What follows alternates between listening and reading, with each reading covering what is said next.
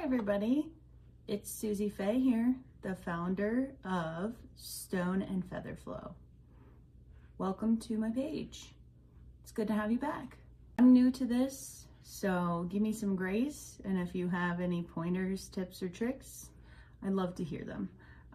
Post in the comments, or you can also message me as well. Most of the changes in my life didn't come from big breakthroughs. They came from small, boring things I did consistently. None of these things are sexy, none of them will go viral, but they changed my life. All right, today's message, we're going to talk about how big change doesn't have to come from dramatic moments, and normally it doesn't. It comes from tiny, repeatable choices that regulate your nervous system and rebuild self-trust. When we talk about manifestation or change, people think it's about thinking harder or wanting more. But a lot of real change starts with stabilizing your body and your environment. So some things that I've done to help create small changes within my life, I will list here, as well as we'll talk about this in another video, but I've kind of built systems within my life to make things easier because of how my brain works and everybody else's brain works. The thing that I think we have to remember is our brain is trying to be the most efficient it can be. So it's always looking for shortcuts and ways to save energy.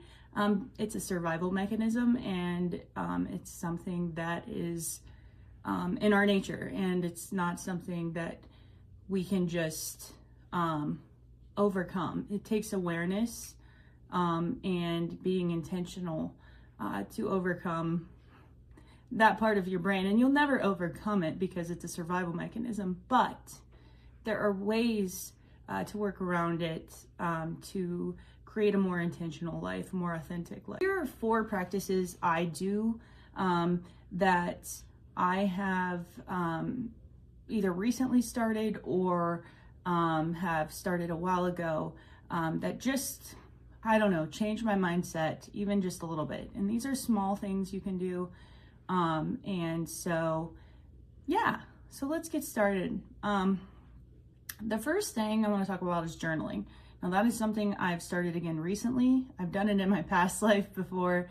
And it allows your brain to put things on, put ideas and things on paper so it doesn't have to remember them and it doesn't have to stress about remembering. Journaling isn't about being profound. It's about getting thoughts out of your head so they stop running your nervous system. So some things I do so I don't get overwhelmed with journaling.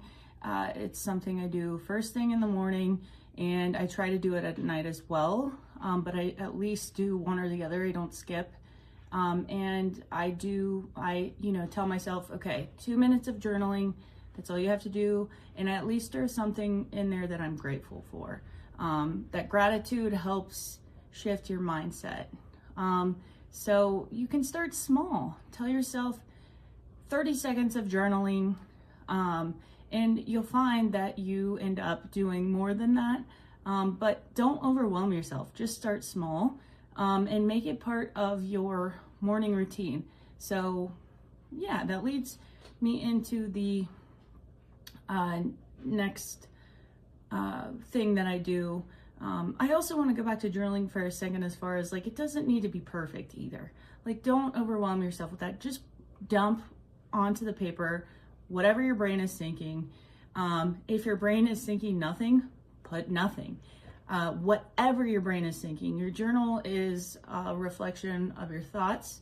A lot of times you can find patterns of thoughts if you do journaling consistently, which will help you recognize, on the days that you're feeling low energy, not as good, you can recognize those thought patterns and help change your thought patterns. The next thing I do is less social media. Now recently, with events in the world, I was getting on social media and noticing myself feeling an emotional pull towards it, feeling upset, wanting to argue with people. And that just is not a place to put your energy. So I didn't quit social media. I just stopped letting it be the first and last thing in my day.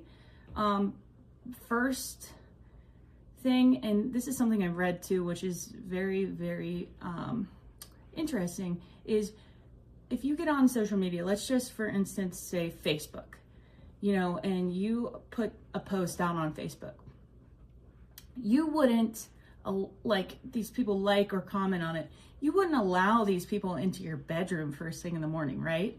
So why are you getting on Facebook and allowing these comments and likes and thoughts to dictate, how your mood is, even whether you're intentional about that or not? Sometimes just even scrolling can, create a mood for you. So I didn't quit social media. I'm just very aware of how much I'm on it and then what it's doing to my brain. It's easy dopamine, it's cheap dopamine.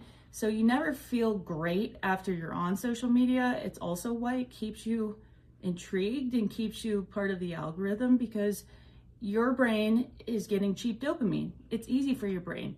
And what is your brain trying to do? It's trying to conserve energy. So if you're getting cheap dopamine, you're gonna go back to this phone and social media, every time, because it's easy. So the first thing I do is, I'm aware of how much I'm on social media. I'm aware of how it affects my moods, but I don't overwhelm myself with just saying, oh, I'm gonna quit cold turkey. You don't have to do that, but just limit 1 minute less, 5 minutes less, just something simple.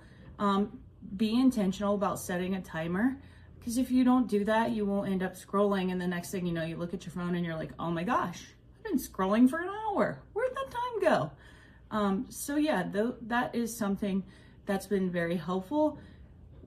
These are my two biggest things. Do not get on it first thing in the morning on any social media platform. And do not get on it at least an hour before you go to bed. I would say at least 30 minutes before you go to bed if you can't do an hour. And even if you start out 10 minutes before you go to bed, start there. Start small.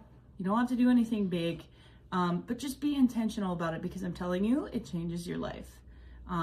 Social media has been created for us to be consumers of it, for us to continue, and the algorithms are built to keep us in this loop of oh, what can I learn next? What can I learn next?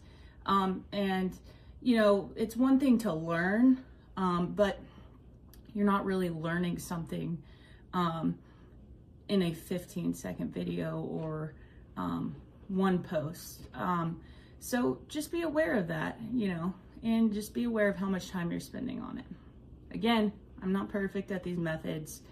Sometimes I fall back into a day where I spend too much time on social media, but I do not let it go further than that. All right, this is huge for me. And this is something so small, but it's so profound.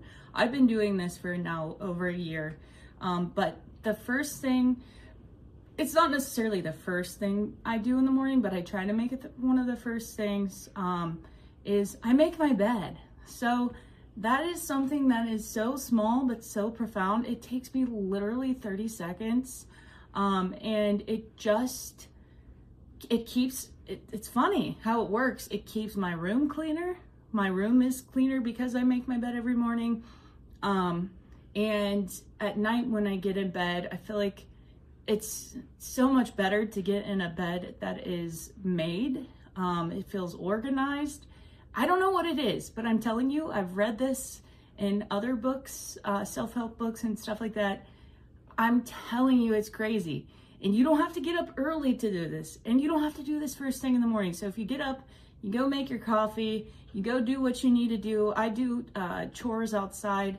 So I've got chickens, I take care of them. And sometimes if my boyfriend's in my bed or someone else's, my kiddos are sleeping in my bed, I can't make it right away. But I make sure I make it at some point throughout the day, whether it's even lunchtime. I don't care, whether it's right before I go to bed.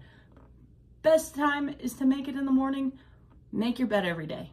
It's life-changing. And I'm telling you, do it. Just do it. Something simple. Another thing, this is my last thing that I tried to do. I'm not perfect at it, and that's one thing I want to reiterate. You don't have to be perfect at these, but just be consistent with it. Don't skip more than one day. But drinking enough water. That is something that for a long time I was good at, because I was going to the gym. I was like, you know, real into my health. And then after my second kiddo, I don't know what happened to my body, but I literally just became terrible at it. It's almost like I didn't like water anymore. And it's like, what? So I have to build a system. So, you know, I set water by my bed before I go to bed at night. I have a whole glass of water or a whole bottle of water. We make sure we have bottled water now, even though I'm trying to get away from bottled water because the plastics. But again, you don't have to be perfect at this. So just, you know, it's better to be hydrated than not. So having bottled water around, or having water available where I can just grab it out of the fridge, that is something that has made things easier for me. So having the water at night, I get up in the morning, I immediately drink the water before I do anything else. And then I'm on my way, go get my coffee. If I want to have a pop later in the evening, I make sure I drink a bottle of water before I have a pop. If I'm hungry, I make sure I drink a bottle of water before I do that. It doesn't have to be a full bottle, it can be a glass of water. Just drink some water before you do any of those things, before you consume anything else. That alone keeps you hydrated, I'm telling you, because your body tells you when you're thirsty, your body tells you, you know, when you're hungry.